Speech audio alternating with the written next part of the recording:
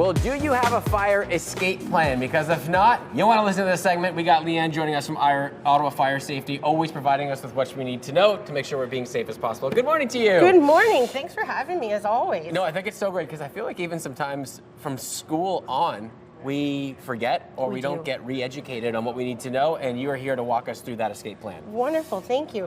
Yeah, so we also thought that with Family Day this month, it's a perfect time to bring it out because if you're looking for an activity to do, it's extremely simple. It'll only take about 20 minutes, get everybody involved, and then everybody knows. So it's really important just to know, you just have to draw a simple diagram of your house. We're not looking for any crazy details, just so that you know the layout. Then you're gonna wanna actually do a walk through the house and look for 2 ways out of each room as you're going.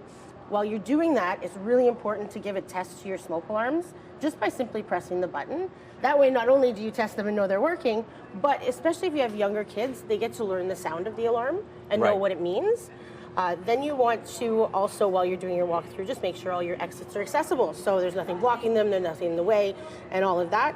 Then you pick a meeting place to get out and meet everybody when they're there, making sure everybody knows what number to call, which in Ottawa we're very lucky is 911. Right. And making sure that your house number is visible as well for when the fire crews arrive is really important.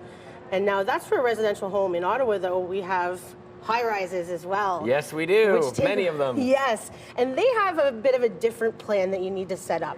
There'll actually already be one in place when you move in, and so those have to deal with the exit doors at the end of your hallways. So you always want to know where they are, and then you have a choice.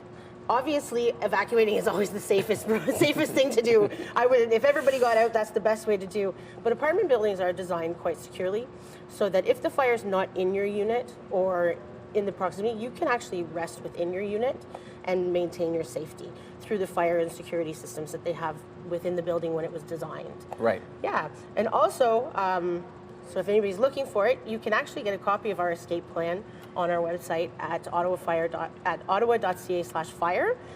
But don't feel you need to use this. You can use a plain piece of white paper as well.